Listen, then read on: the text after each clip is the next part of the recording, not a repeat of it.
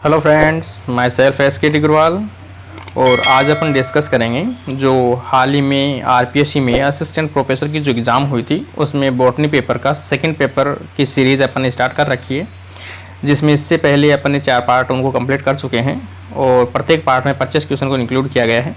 अभी अपन 5th part के बारे में डिस्कस कर रहे हैं, जिसमें 25 क्वेश्चन है वो इंक्लूड करेंगे 101 से लेकर 125 तक।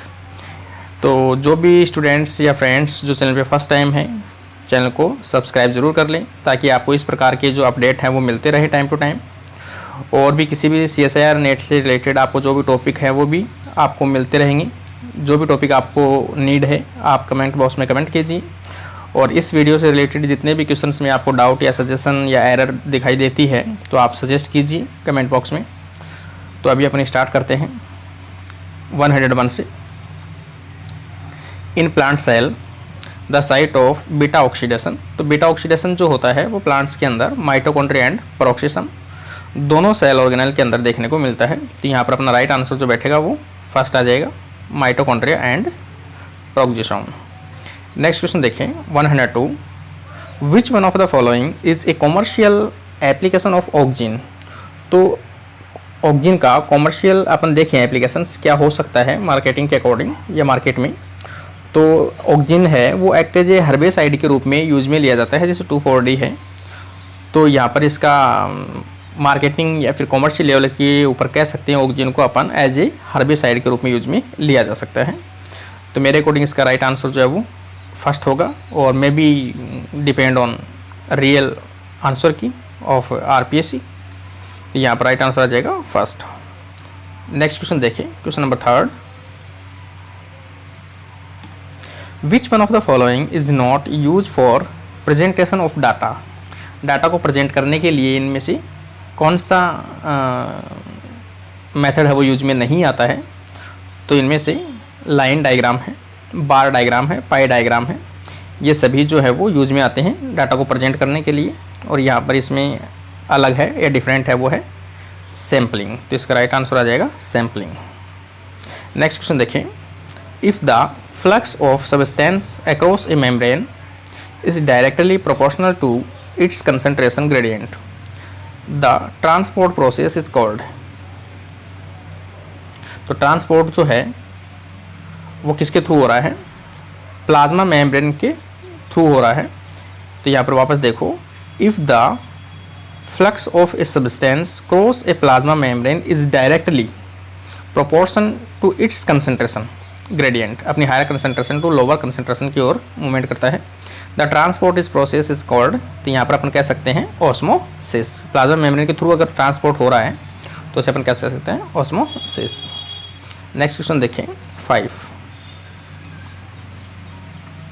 विच of the following enzyme of glyoxysome convert hydrogen peroxide to hydrogen and water, मतलब ऑक्सीजन एंड वाटर। तो यहाँ पर राइट आंसर आ जाएगा अपना कैटालेज एंजाइम। नेक्स्ट क्वेश्चन देखें 106। A genetic mutation caused by the addition or deletion of any number nucleotide other than 3 or multiple of 3 in a DNA sequence। मतलब किसी भी न्यूक्लियोटाइड के डिलीशन हो या इंसर्शन होने के कारण से तीनों न्यूक्लियोटाइड की जो सीक्वेंस है या कोडिंग सीक्वेंस है वो पूरी क्या होती हो, चेंज होती हो, तो उसे अपन क्या कह सकते हैं, फ्रेम शिफ्ट म्यूटेशन कहते हैं, जो एक हाई रिस्क वाला म्यूटेशन होता है। तो यहाँ पर राइट आंसर आ जाएगा frame shift mutation. Next question देखें। RNA molecule capable of catalysing a chemical reaction such as the self splicing is known as. मतलब आरएनए के अंदर भी अपन जानते हैं कैटालाइटिक एक्टिविटी प्रेजेंट होती है फ्री OH ग्रुप के कारण से। तो इस प्रकार की जो कैटालाइटिक एक्टिविटी होने के कारण से एक्ट एज वो एंजाइम के रूप में वर्क कर सकता है, इसलिए उसे अपन क्या कहते हैं, राइबोजाइम कहते हैं। तो यहाँ पर इसका राइट आंसर आ जाएगा 3rd। नेक्स्ट क्वेश्चन देखें। When a chromosome rearrangement involve no change in the amount of genetic material but only in the order of gene, it is called. तो अमाउंट DNA के अमाउंट में किसी प्रकार का जब चेंजेस नहीं होता है, लाइक एज इन्वर्जन, कि सीक्वेंस की जस्ट अपोजिट सीक्वेंस वापस वहीं आकर लग गई हो, जीन कन्वर्जन या जीन इन्वर्जन हो सकता है। तो यहाँ पर अपन देख सकते हैं only the order of gene is called. तो ऐसी कंडीशन में एक तो आता है इन्वर्जन, तो यहाँ पर डायरेक्ट इन्वर्जन दिया गया नहीं है, तो यहाँ पर जीन कन्वर्जन दिया हुआ है, लेकिन यहाँ पर डायरेक्ट ऑप्शन नहीं है कि जिसमें अपन इन्वर्जन कह सकें। तो यहाँ पर हो सकता है कि जो जीन कोई भी था या कोड था वो जैसे अपनी पोजीशन चेंज करता है, इन्वर्ट करता है 180 डिग्री पे, तो हो सकता है उसका पोजीशन इफेक्ट अपने सामने देखने को मिलता हो। तो मेरे अकॉर्डिंग हो सकता है पोजीशन इफेक्ट हो और मे बी जीन कन्वर्जन हो। तो यहाँ पर राइट आंसर सेकंड या थर्ड। नेक्स्ट क्वेश्चन देखें, puzzling relationship between the amount of DNA in eukaryotic genome, the morphologically complexity of organism and the number of proteins that are synthesized is called. तो यहाँ पर अपन बोल सकते हैं, तो ये आ जाएगा puzzling relationship between the amount of DNA in eukaryotes genome, the morphologically complexity of organism and the number of protein that are synthesized is called। तो ये जो कंडीशन है, जो ऑर्गेनिज्म की जैसे जैसे जीनोम साइज बढ़ती है वैसे वैसे ऑर्गेनिज्म की कॉम्प्लेक्सिटी नहीं बढ़ पाती है, तो ऐसी कंडीशन जो रिलेशनशिप देखते हैं अपन, तो उसे अपन बोलते हैं सी वैल्यू पैराडॉक्स। तो इसका राइट आंसर आ जाएगा सी वैल्यू पैराडॉक्स। नेक्स्ट क्वेश्चन देखें,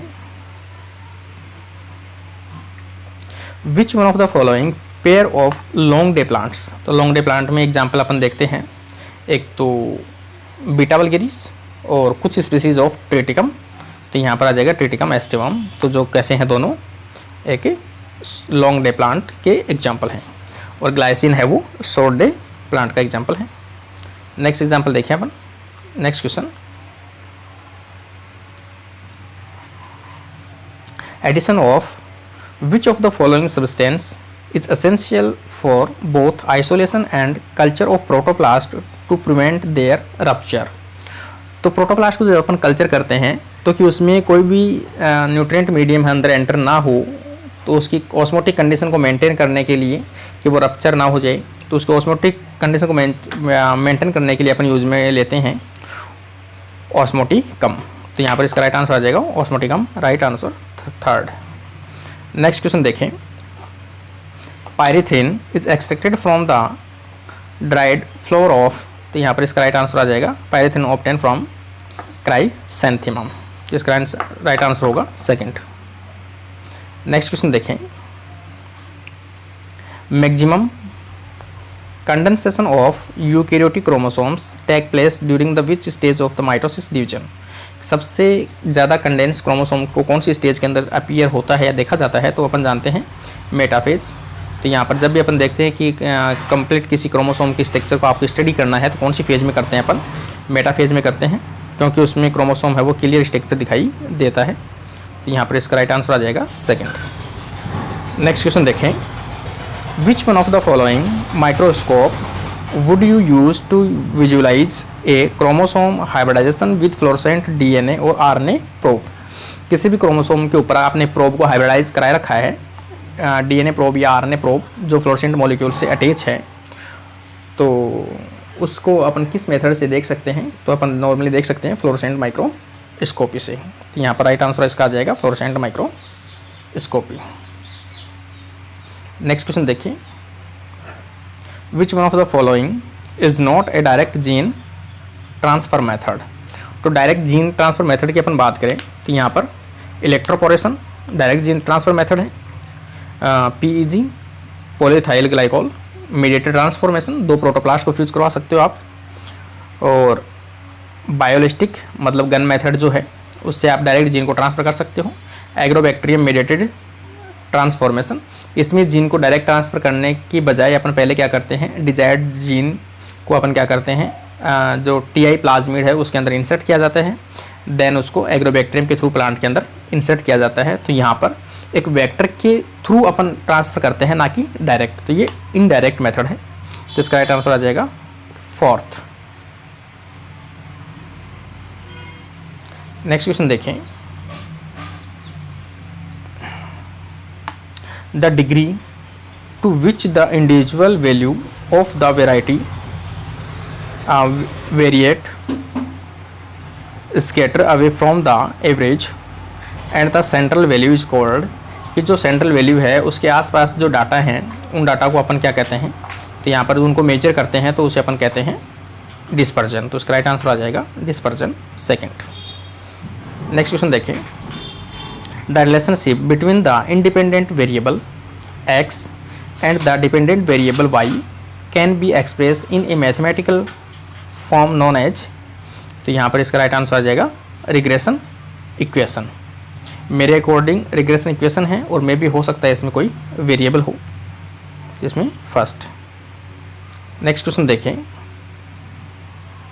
18, human genome sequencing project involve the construction of the genomic library using bacterial artificial chromosome, BSc को यूज में लिया गया था।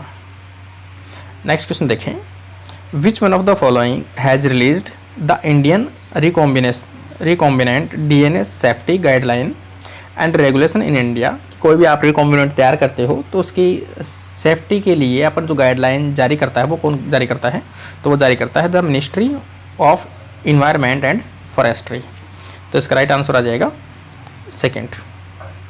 नेक्स्ट क्वेश्चन देखें 120, a genome wide snapshot of organism chromosome which also gives us information about chromosomal abnormalities is known as, तो किसी भी chromosome की या किसी भी ऑर्गेनिज्म के क्रोमोसोम है उनकी एबनॉर्मलिटीज़ को भी अपन क्या कर सकते हैं, शो कर सकते हैं। वो किसके द्वारा, जब उनको आप अरेंज करते हो according to their size and their length, तो उसे अपन कहते हैं कैरियोटाइपिंग।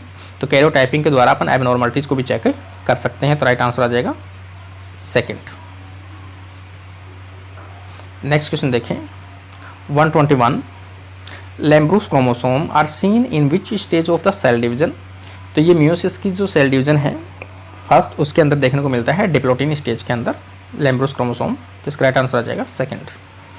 आगे देखिए, विच of the following culture technique is most suitable for the production of secondary metabolites.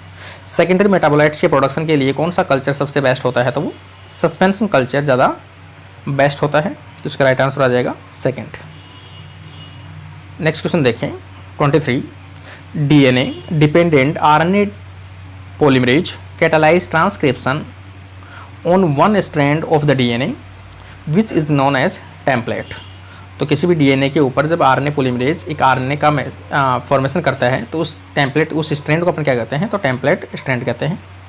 तो इसका राइट आंसर आ जाएगा फोर्थ। नेक्स्ट क्वेश्चन देखें, which one of the following is not a secondary messenger in signalling pathway. Signalling pathway के अंदर cyclic AMP use में आता है, कैल्शियम आता है, IP3 आता है और बीटा गैलेक्टोसाइडेज नहीं आता है। बीटा गैलेक्टोसाइडेज एक अपन कहें जो जेड जीन है बैक्टीरिया का, E. coli का, उसका एक कंपोनेंट है या प्रोडक्ट है। तो ये सेकेंडरी मैसेंजर के रूप में यूज में नहीं आता है। तो ये आ जाएगा अपना राइट आंसर फोर्थ।